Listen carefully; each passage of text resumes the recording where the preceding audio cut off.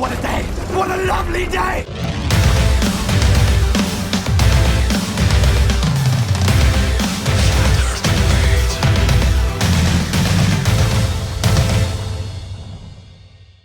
Welcome to Flat Earth Debate Live.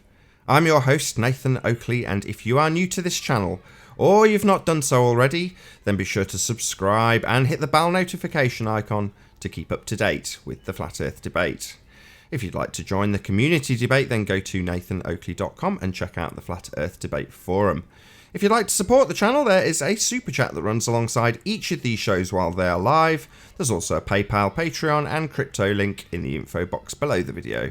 Most importantly, if you'd like to join the discussion, simply mute the page you are currently watching, then click the link in the info box below this video to join the panel and express your views on the shape of the Earth. If you do join, please don't swear. If you do, you'll be ejected, and if you are, please don't try to rejoin the stream using sock accounts. You'll be warmly welcome back on the next stream. Please also share the show on social media. Sharing the show obviously increases the live audience, but this in turn increases the chances of a more diverse panel, so please share the show. And one last time, if you're new to the channel or you've not done so already, then be sure to subscribe and hit the bell notification icon to keep up to date with the Flat Earth Debate. Now, we are joined by Chocolate Saiyan, Ranty Flat Earth, Paul, and 10th Man. Very good to have you all. Good to be here. Good morning. Hello. Good morning. Good morning. Good morning. Do I sound better now? Yeah, sounding good.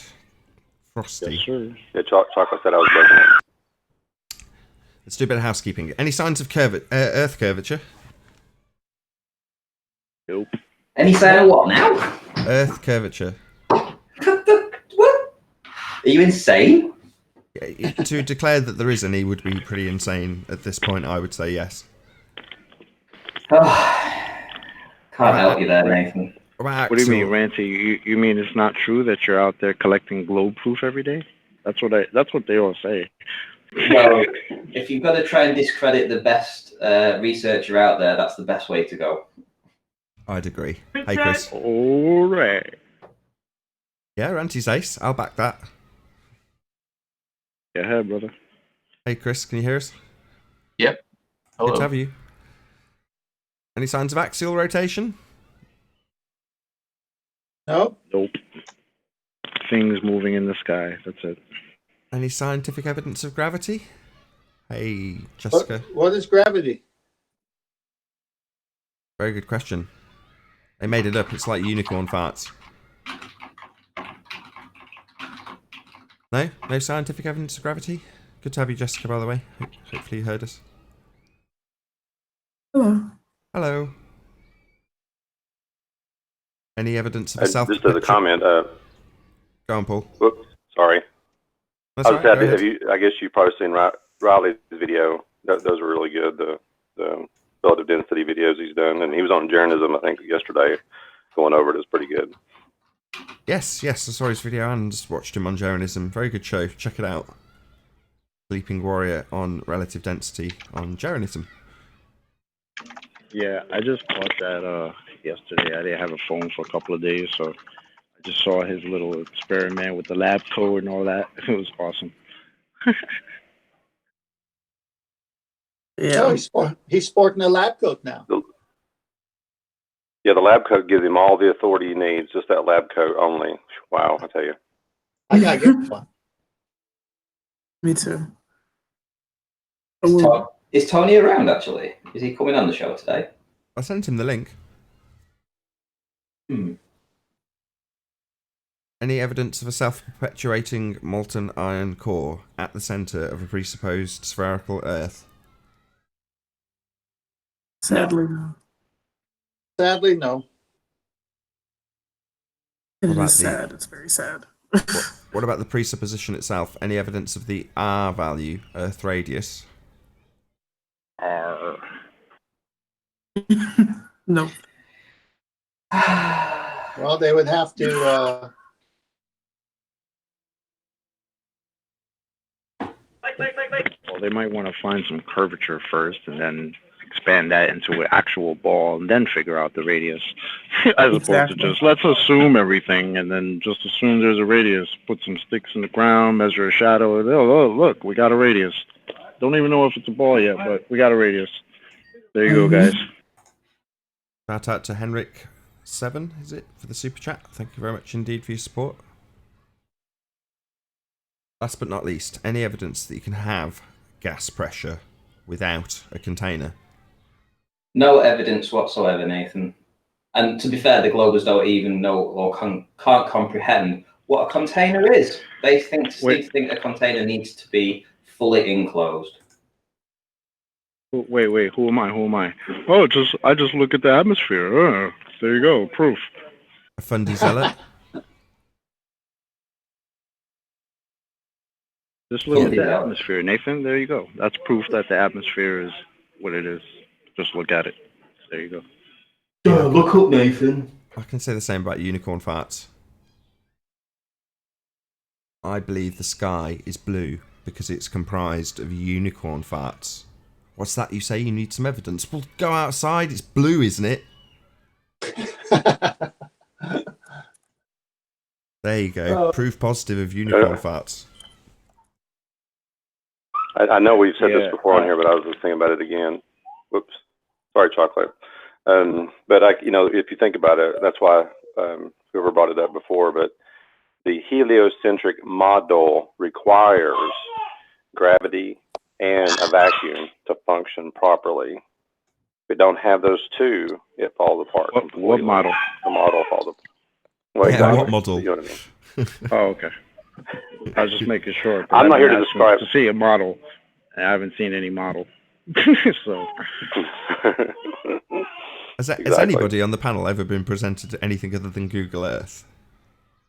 Well, it's in all the textbooks from the day they invented this garbage. So they have the written evidence on their side, or what they call evidence. Now they don't want to refer to it.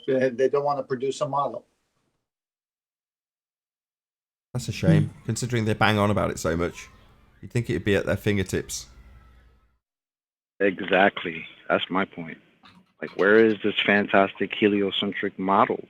The model that we're always hearing about. Where is it? I want to see it. You guys and around? All encompassing. I mean, with the stars, galaxy, everything going on inside the Earth, all the weather systems, everything. Where is that model? That's what I want to see.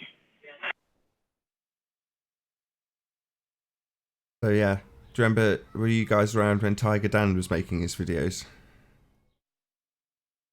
I wasn't, no. Nah, it was before my time. Fair enough. He rounded out his. He was going to make a 10-part series about this model of a flat Earth he was making, and he essentially put together an azimuthal equidistant projection and said it didn't work for the debunking reasons of plane flights, right? And then his declaration at the end was, "No model, no flat Earth." Well, oh, the irony. No model, no globe Earth. Exactly. Either way, it's like, the whole point of either way it becomes a reification fallacy anyway, because we don't live on a model. So it's like the fact, oh, well, you don't have a work. It's like even like with your model also having a bunch of mistakes, constantly referring to it is a reification fallacy in itself. So it's like, it doesn't even matter whether it works or not. You're referring to a model and not reality. Maybe we can get a room full of monkeys, give them typewriters in 15 billion years, and they might come up with a model. Or Shakespeare, right?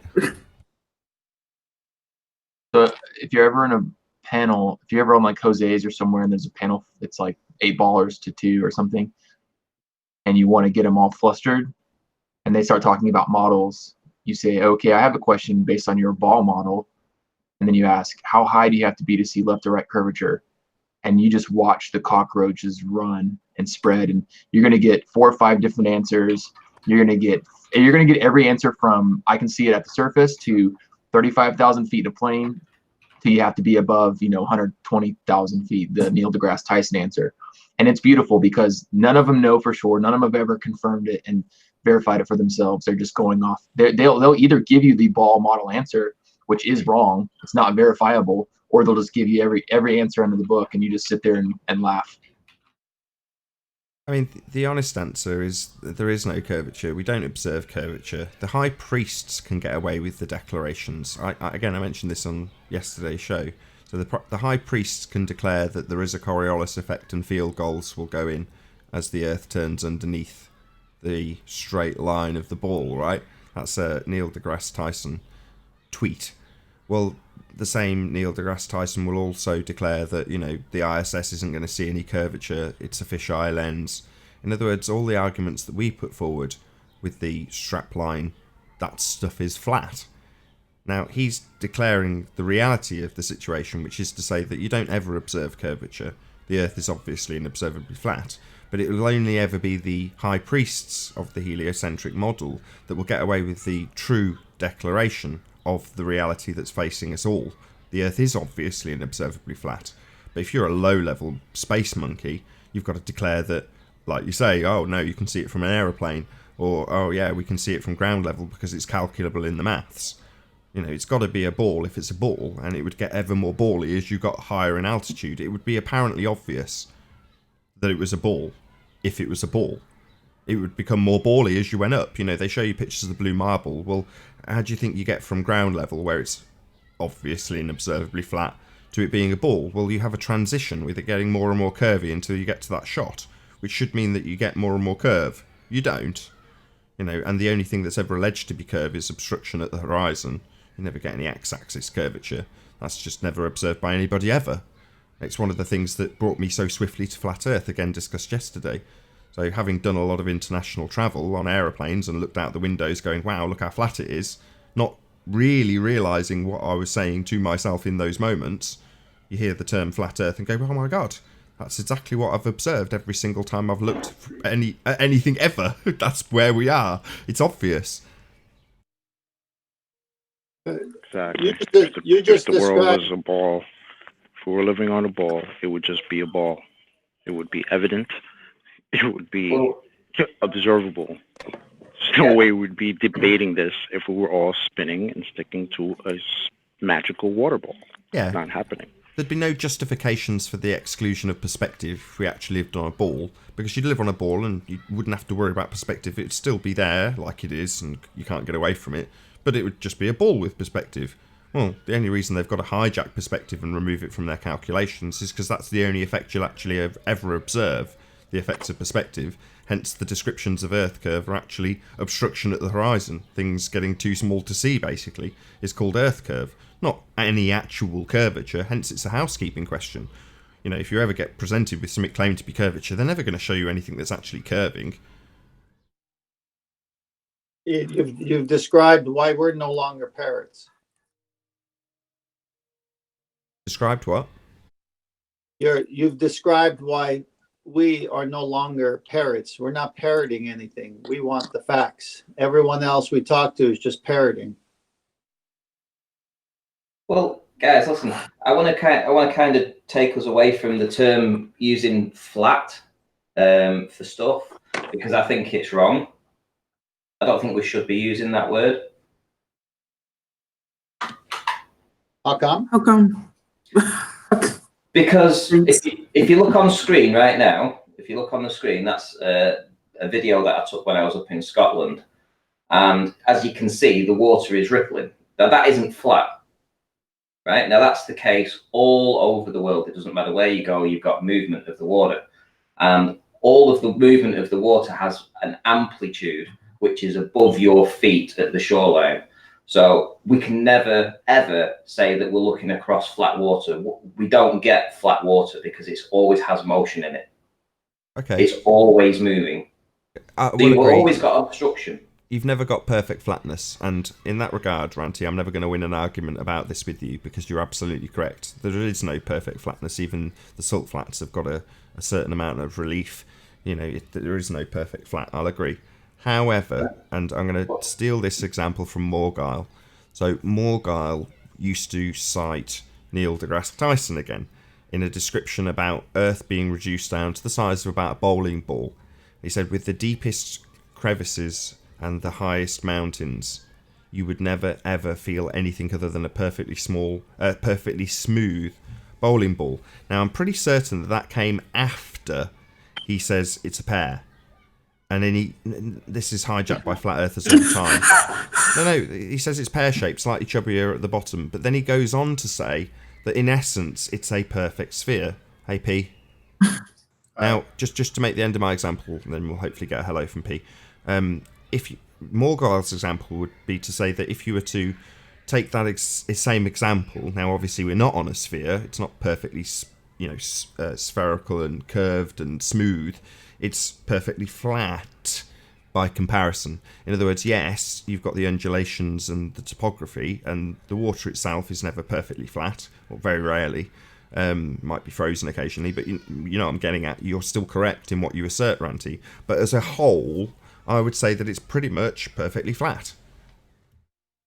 Yeah, but for technical terms, the globe want you to put everything in as flat. So when they talk about a flat Earth, they say, okay, well, how come we can't see the bottom of something in the distance, yeah? Because you live on a flat Earth, right? It's all flat, flat, flat. That's all they ever talk about. Flat this, flat that. Their model is a sphere which has no undulations on the top of it or ripples or anything like that. It is completely spherical.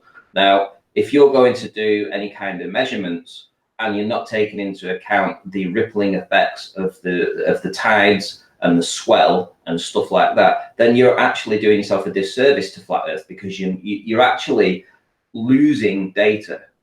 And I mean that as in, if you think your feet, where your feet are stood at the shoreline, if you think that you're 6 feet above sea level or local sea level, that's incorrect, because you have to take into account the swell height and the tide heights, and they are always higher than where your feet are at the shoreline. So, I mean, like Jennifer Ado, when she did her observation of the over Lake Ontario to the Toronto skyline, I mean, she put herself like 6 feet above sea level, but there was cresting waves there with white tips on. Now, you only get waves that are that high, that are 4 feet at least in height. So she actually did herself out when she did a curve calculator. She actually did herself out, because those waves were higher than where she was on the shoreline. She thought she was 6 feet above sea level. Technically, she could have been as little as 2 feet above sea level. But the globers always want you to forget that little thing, that there's ripples and there's movement of the ocean and there's swells and there's stuff like that. They don't want you to talk about that. They want you to consider it being completely flat and motionless, with no at an equilibrium. That's what they want you to think. But the ocean is never like that. Lakes are never like that. Well, actually, when I had a boat, just in time. Hey, Arvin. When I had a boat in Newport, it was a twin diesel. I would go to Catalina Island from just off the California coast, 24, 26 miles out. There were days where that ocean was so still, there wasn't even a ripple, a bubble. It was flat as flat. Then there were days when it was so windy and the waves were tossing, I decided not to go. It'd just be too rough of a trip. I think you're being too technical. Maybe for a subcategory, you could say what you're saying and you'd be correct. But for an overall description, topography and contour, sure, it's not flat because you see a mountain or a hillside and maybe a little wake. But for the purposes of debunking the globe, we're talking about a plane with contour. 1 second. Well, no, I'm gonna say that I'm right and you're wrong in this respect, simply because most observations are done at the seaside or within 10 feet above sea level, I would say, and it's generally over water, and people are looking at different buildings and trying to actually calculate that across a body of water that is actually causing obstruction. Well, is that obstruction limited to high tide, low tide, or are you saying one day it's 100 feet higher? No, so to the local tide height. So where you are at the water, that would be your local tide height or local sea level. So if you're looking across, well, what's it on the other side? It would be the same. So you're looking across a body of water. So all the bodies of water are supposed to curve due to the curvature of the Earth, right? However, when you're putting those details into the curve calculator, you're not taking into account what the height of the swell was or what the height of the waves were. I'm holding a cup of coffee in my hand, and I'm holding it still, and it's flat and level. When I just move my hand, it looks like what you're describing with the tides.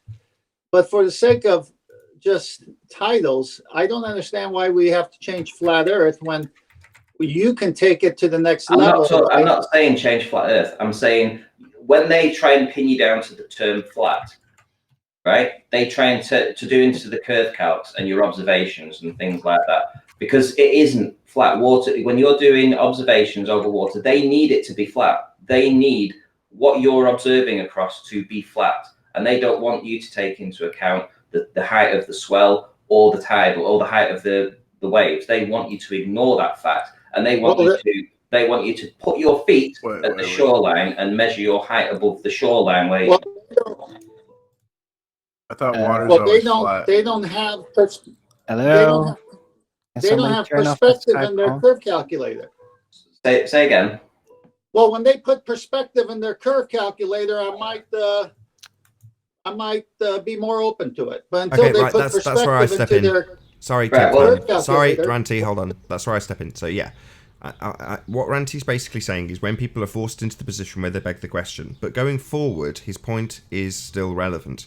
So I could easily criticise Ranty. I've already done it. He knows my position in this regard. Yeah, you're begging the question when you use the calculator anyway. Yeah, you're excluding perspective when you use the calculator anyway, etc., etc., etc. However, people still use it, and this is a factor that Ranty wants to detail. Now, I would slightly rephrase it and say, well, when you're looking at distance and you want to calculate how much of it is missing, you can figure that out with the angular size. In other words, there's no mention of Earth curve. There's no mention of Earth curve calculations, or the begging the question, proof of nothing perspective hijacking curve calculator, to give it its more accurate title. But Ranty's point is absolutely valid. Their way of measuring it, even if we ignore the way that they run the maths, is to say you're standing at the shore and that's 0. Well, that simply isn't the case. You're actually at a minus figure because the water's rising up in the mid-ground between you and your target, potentially. So what you think is 0, and as Ranty's describing it, they would hijack it and say, well, you've got a flat line from your feet to whatever you're claiming is flat in the distance as a target. Well, no, that's not even the case, because the water's rising up. So technically, if you've got your tripod on the beach by the water, you're going to have a massive amount of obstruction because of the amount of water that's physically above your camera position. That's the point that Ranty's making.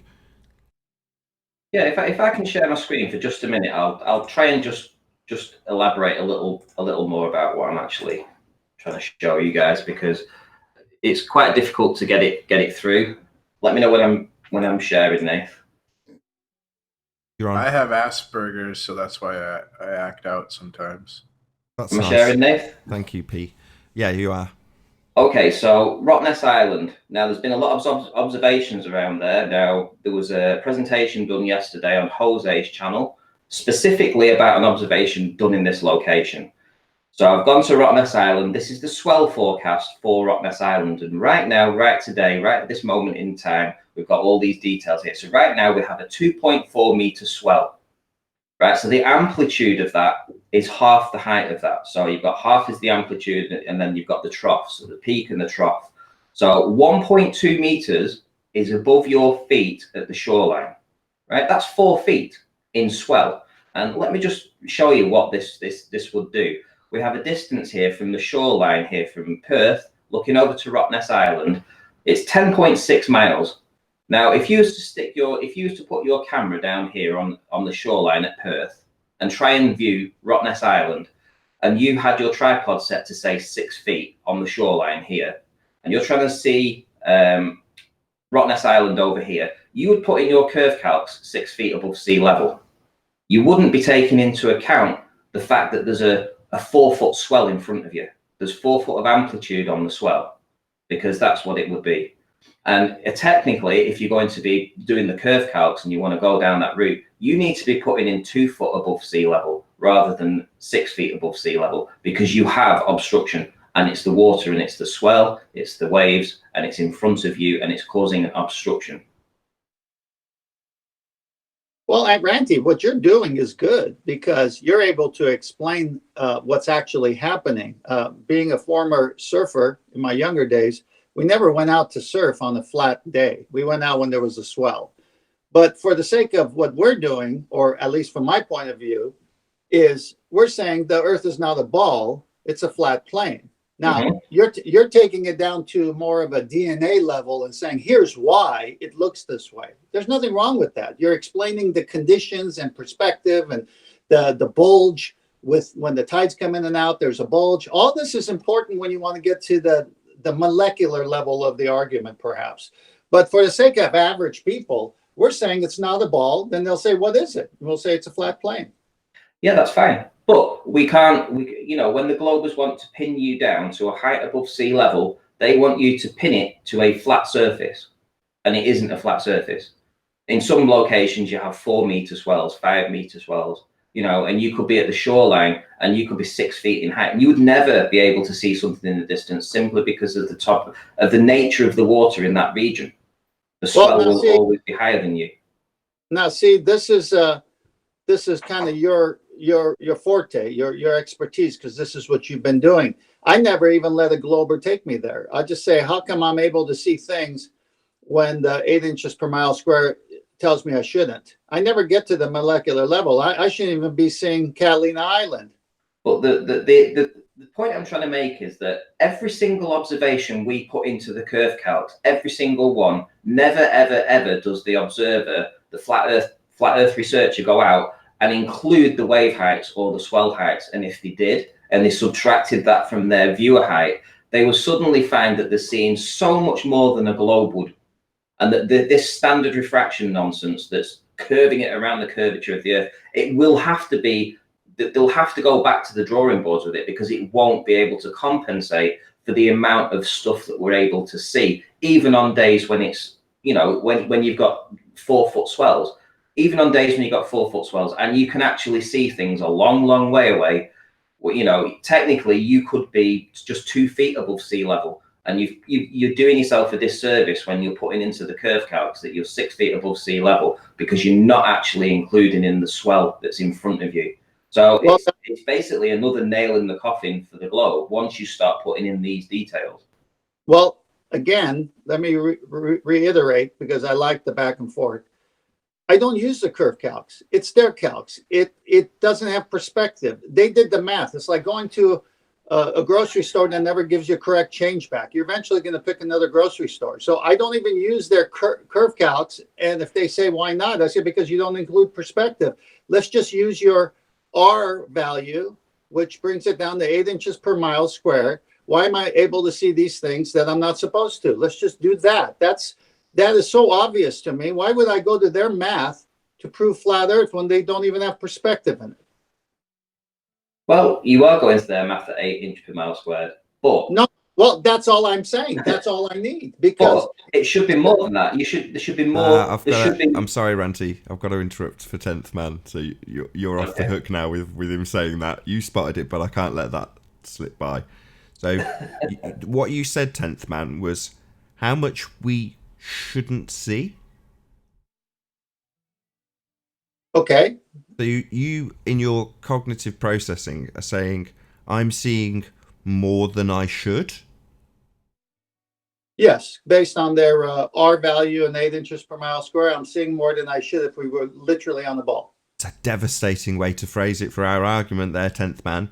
Well, that implies that the correct way of viewing things is with the ball disposition, and when we see more than we should, it implies that what we should be seeing is how the ball accounts for it. So that's just something that hopefully you'll relinquish after this conversation, because no, we shouldn't, or what we should or should not see is never going to be dictated by the model. Now that is kind of the sentiment of your point, which is why I'm using you for the example, because I'm sure you'll be agreeable in this regard, right? You're saying, well, what's the use of the calculator? It's a nonsense. It doesn't have perspective. Absolutely correct. But then if you say, well, how much we should or shouldn't see, that's kind of you're siding with Ranty's way of looking at this, because he is into begging the question, and he's well aware of it. I don't even have to ask him to back me. He's had enough in my, from me in his left ear for me to know that that's the case.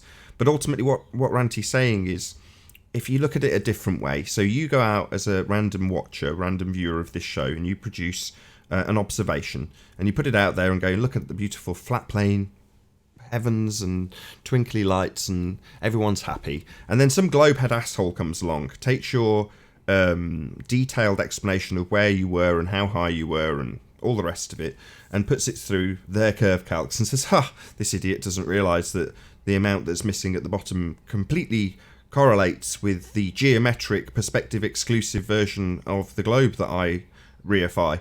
And the person goes, hang on a second, how dare you claim that this is a globe earth proof with your reified mathematics that exclude perspective?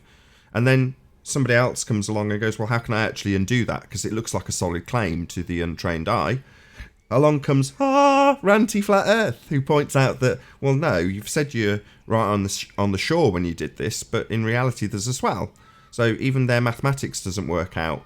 So they've put you in as being 6 foot above the water in their mathematics. Just tell them that you go onto the site that shows how much swell there was on the day, and in reality, the angular size of the swell massively exceeds whatever they're claiming is blocked by Earth curve. So it's a way of cognitively understanding and undoing the mathematics. And as much as I hate it, with enough time, Ranty and Anthony have convinced me that there are times where it's justified to beg the question, and this is one of them. You're not going to, taking it one step further on beyond that, there's going to be a point that someone doesn't give a shit about the curve calcs, so they're not brainwashed or care, but still want to examine what they see through the lens of their camera in the distance on the horizon and go, why is the bottom of it gone? Well, the Earth curve calculator is useless. We're not living on a curve, and we're not going to go with geometric perspective exclusive mathematics for what I'm looking at through my lens, but I'd still like to know why it's gone.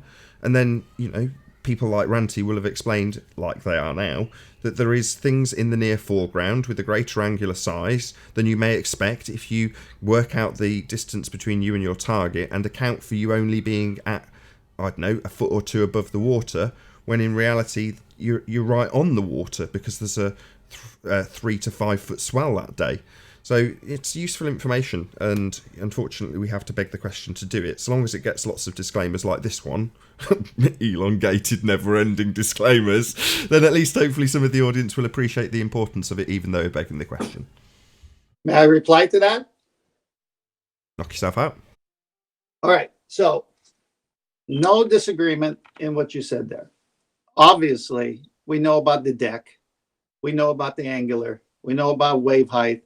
If it gets to that minutia, I already know what to say there. I'll say the same things you just said.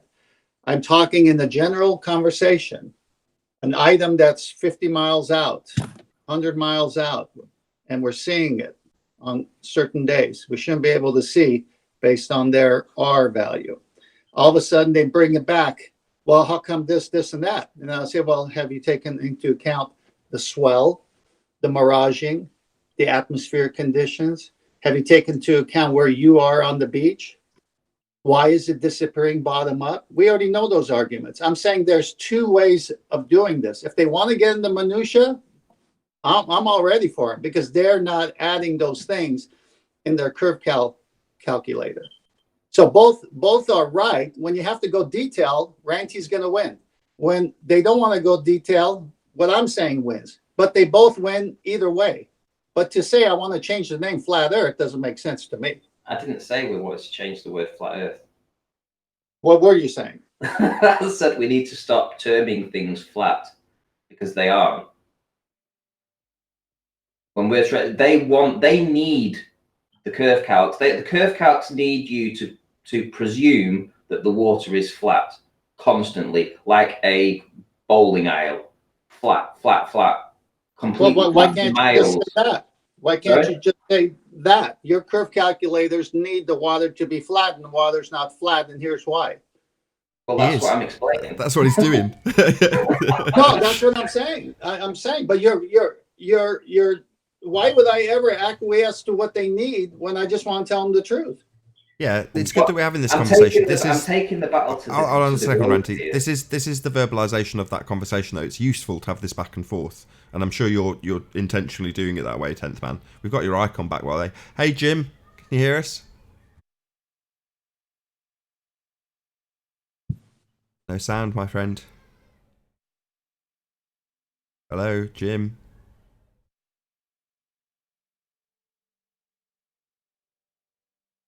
Everyone else still here? Yeah, we're here. Jim just left. My bad. Carry on as you were. Sorry to interrupt, Ranty. Yeah, no, I'm just saying the globers need it to be flat for their calculations to work. Every time you start including swell, it's worse for their curve calculator. Their holy grail, their curve calc, it gets worse. Every time you put a bit of swell in, the wave height, stuff like that, their model starts to collapse on itself, and standard refraction doesn't cut it. No, you just said it. That's exactly what I wanted you to. That's the way I'm seeing it. They can't have both ways. They have to deal with the integrated curve calculator. It needs to be flat, like you said, but it never is because of atmospheric conditions, swells, bulging, whatever. And the angular, if something gets further away, like the brick, you're eventually going to lose sight of it. Okay, unless you go up. If you go up, then your angle changes, and you're going to be able to see it. Okay, so we go up in the plane, and then we never see the drop of the ball. So they can't say they want flat for the curve calculator to work when they're saying it's round as a ball. So it just proves that their whole thing is wrong. Of course it's wrong. And the reason I've brought this up, and the reason I want to go on about this probably for the next month or two, is simply because I want every flat earth researcher that goes out to start including this into their data and subtracting those wave heights and subtracting those swell heights from their observations, because then what they'll suddenly find is that instead of, if you're begging the question here, let's suppose in 30 feet should be missing, and then suddenly you actually put the correct details in, and suddenly 50 feet should be missing. And then you actually see, well, I'm seeing down to 10 feet. Hold on a second, Ranty. Hey, Gus, can you hear us? Hello. Hello, good to have you. Thank you. Hello. Hello, good to have you. Can you mute your watch page, please? The page you were watching before you joined? Thanks. So it's every time we start including the swell, every time we start including the wave heights, hold on a second. Seriously poor for the globe. Hold on, Ranty. Hold on. Gus, yeah, no worries. Yeah, don't be afraid of the mute button, Gus. Carry on, Ranty.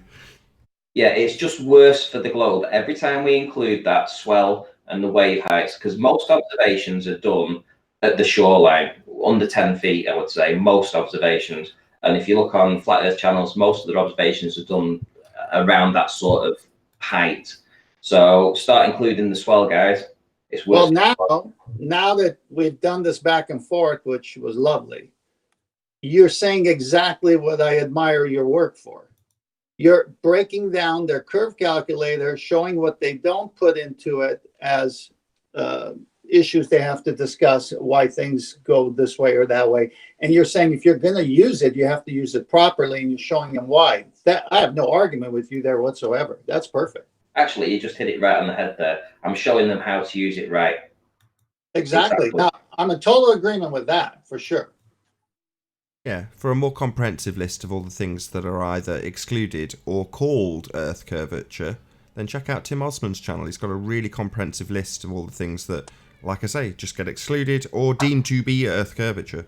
Amazing how many things they do that with. That was fun, Ranty. Yeah. Any more housekeeping questions, or are we done? No, we were done with the housekeeping questions already. I think I covered gas pressure next without a container, did I not? That was the only other housekeeping question, I believe. Any evidence of gas pressure existing without a container? Yeah, that was the last one. But yeah, thank you, Ranty. Great presentation, as always.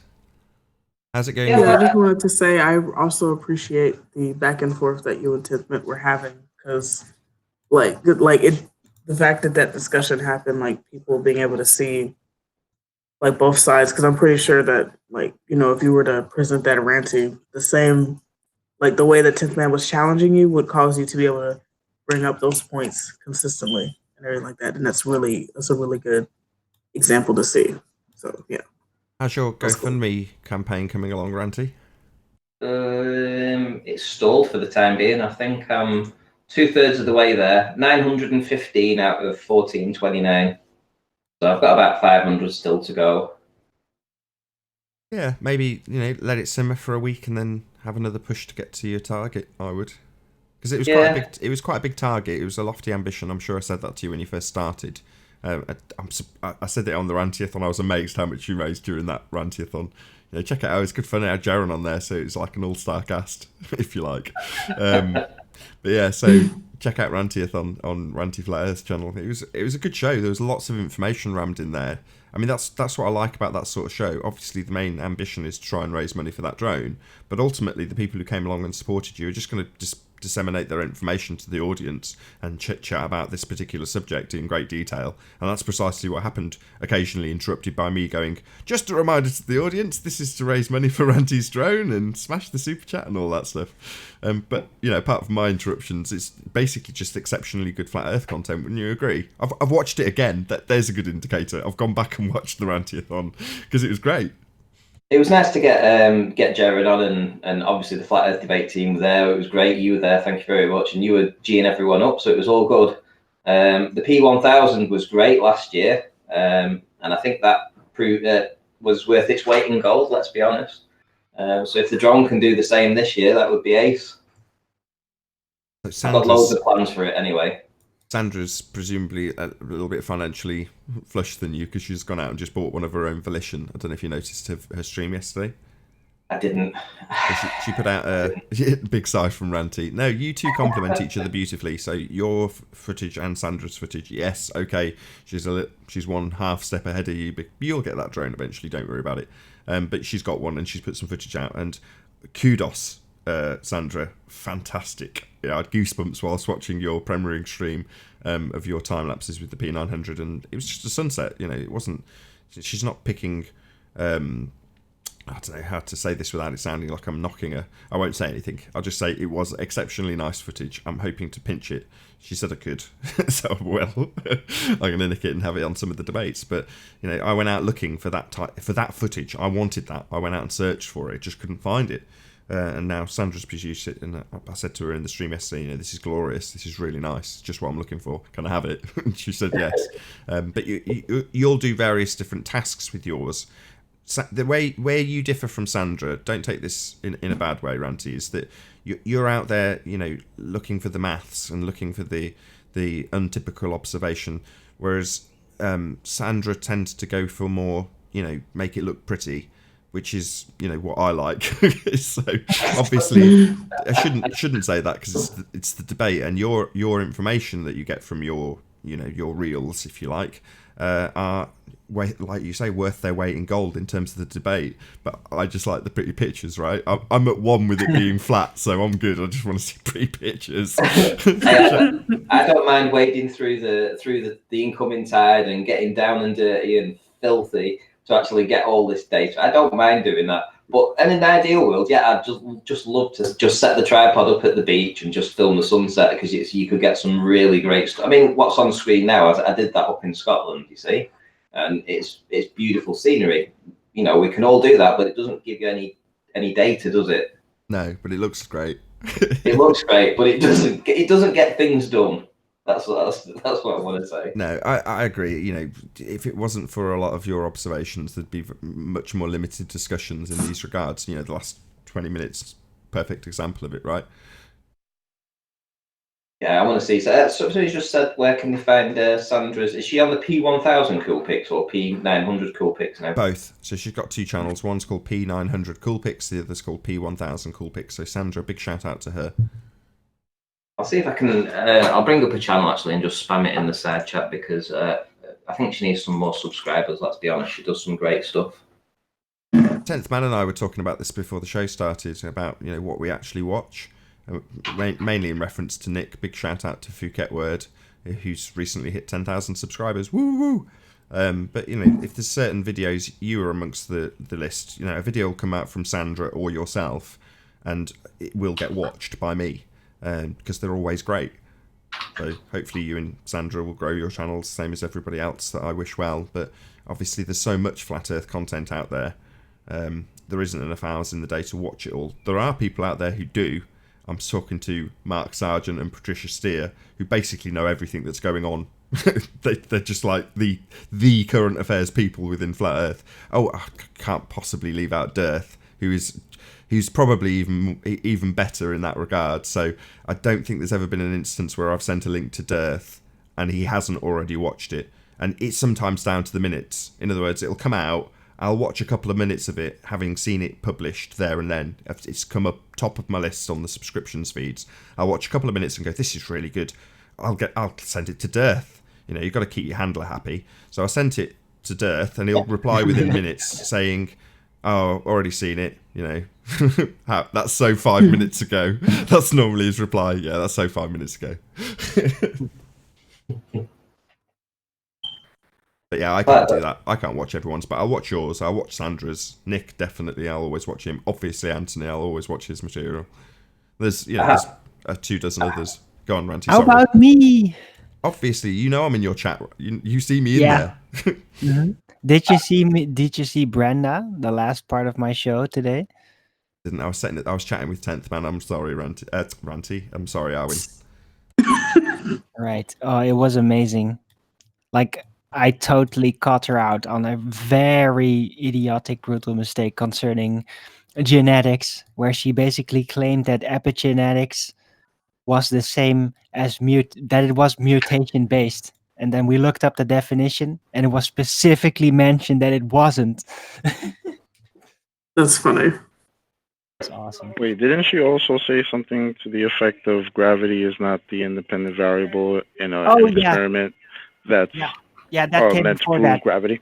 It was pretty impressive. She was there for like 40 minutes or something, and just being her usual Brenda self. And I ended up pretty much shouting at you, like, at her, just like you would. Just can't help it with some of them. She was lying to my face about things, like, and I totally looped her on it, like I totally magnifying glass on it, and just said, like, no, you're on purpose taking this word out of context. You're inserting a meaning of a word in a different field on purpose, and she even admitted it. Absurd. Troll. Look, it's pretty interesting.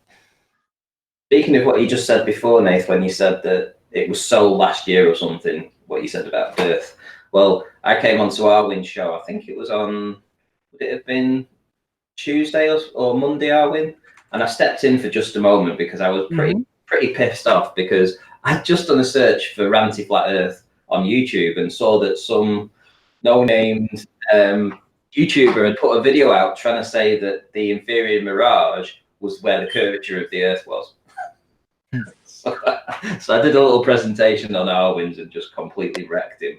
I mean, his idea that the inferior mirage is where the curve of the Earth starts is, again, like you say, Nathan, so last year. That's what the Globes believed last year. Flat Earth early bird number 182. Sleeping over mostly, but you were also in it.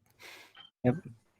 Just to piggyback on Arwin's point, mutations delete information from the genetic code. They never create higher, more complex information. And Brenda says the opposite every time, but every source says what I just read. Well, the thing is, I took everything I said out of my knowledge of what I've learned in the last 20 years, and I took this very seriously over that entire period.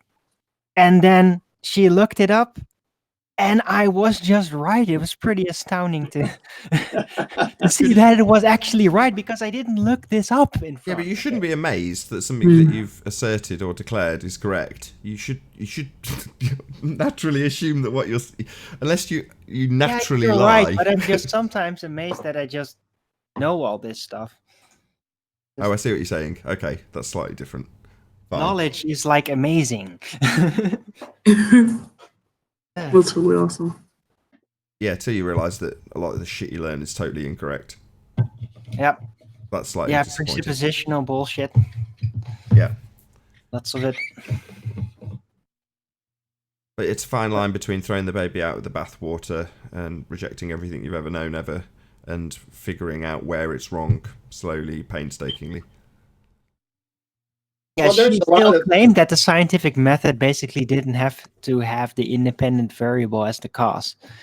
It literally came to that.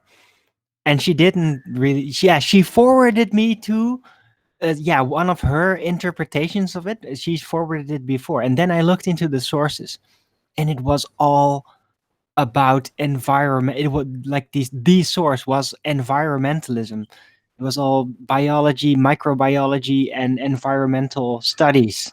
So it was a completely different context of the scientific method, basically. It was just blatantly, obviously, not about physics.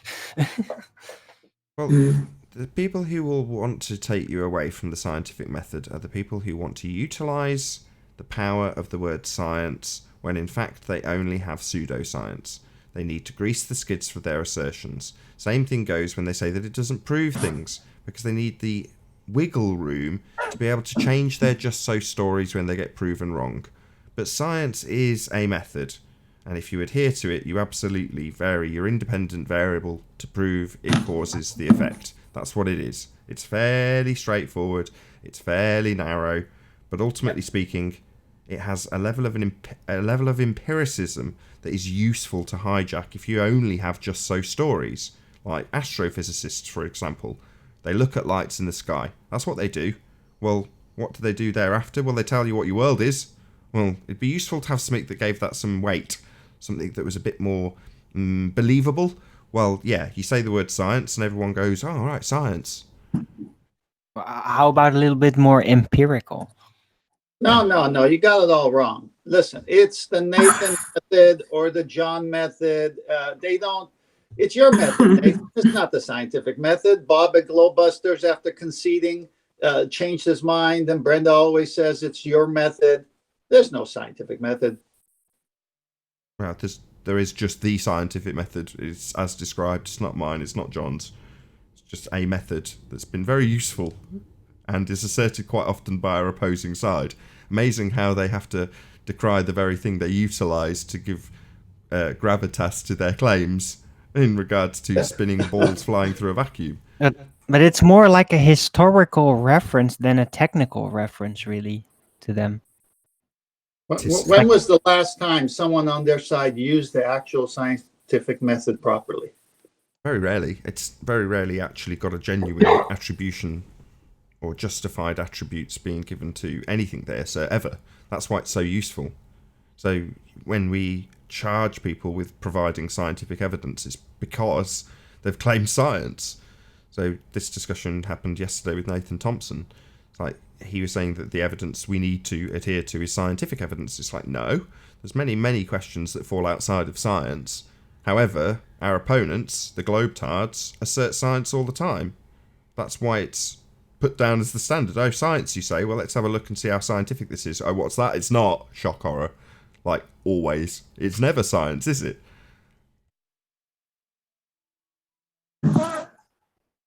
Just applying their own yardstick. That's my point. There is actually something I wanted to address because the other day after, I was having a conversation with Brenda and someone else I forgot, but basically they were I had them. Sorry, I had I stated what the scientific method was, and I had made a point in saying that the phenomena has to be a part of the physical and natural world, as in not man-made. Basically, the rebuttal to that was it can be something that is man-made. Anything that is physical is a part of the natural world in science, and then we just kind of ended up going back and forth with that. So I was wondering if you could address that point. Or do you want to next time ask them for their toaster oven theories or their yeah? So no, if you're trying to establish the cause of an effect, and you're dealing with something that man made, well, what's the cause of it? Well, man made it. There's your cause. Man made it. So that's why science explicitly and only deals with natural phenomena. That's what science is interested in, the physical and natural world. Well, what's natural? Not man-made. I still have to every now and then remind you that I kind of disagree with that concept. It's basically a minor difference where I don't go there and just say, look, that natural really only opposes supernatural, as in things that are purely deduction based. I totally agree still to the independent variable, of course, has to be the cause, all that. It's a minor difference, but yes. Okay, I'll ask the same question. So, are you saying toasters are supernatural, Arwin? No, they're complex. Oh, really? Just a man-made machine, Arwin? No, anything that you would relate to that would be very complex. It would be shoved off basically to industrial designers rather than to science. Right. In other words, man made it, and you can look at the man that made it for the explanation of how he made it. Because a man makes something, science. I don't think that has to then, per definition, exclude it. That's just my opinion. It still has to be a real thing, though, and not just a deduced concept. Yeah, that is how I emphasize. Nicely sidestepped. You knew where that was going. Yes, I But just totally like with agree with you, gravity, Arwin. Gravity Absolutely. is conceptual. But absolutely. there The are phenomena physical must be traces real. of it in that sense. We're in agreement. We're stepping on each other and we're in agreement. So yeah, your natural phenomena must be real. It's not some assumed thing that you can't experience. I don't know who said it earlier, but when gravity came up, what's gravity? Show me gravity. And they go, have you never seen a feather and a bowling ball? Yeah, I've seen a feather and a bowling ball. Do you want to show me gravity? Well, I just did, feather and bowling ball. No, that was a feather and bowling ball. No, but I pushed it into disequilibrium first. Yeah. And show me gravity. If I may for a second, I would like to give an example as to why I would not exclude man-made things absolutely. Although you have to be very careful threading into that direction because things can become very complex and everything. But for example, a laser is a thing. It has specific effects and elements and new phenomena that could never be created by nature. It would never be observed. Oh, what a day! What a lovely day!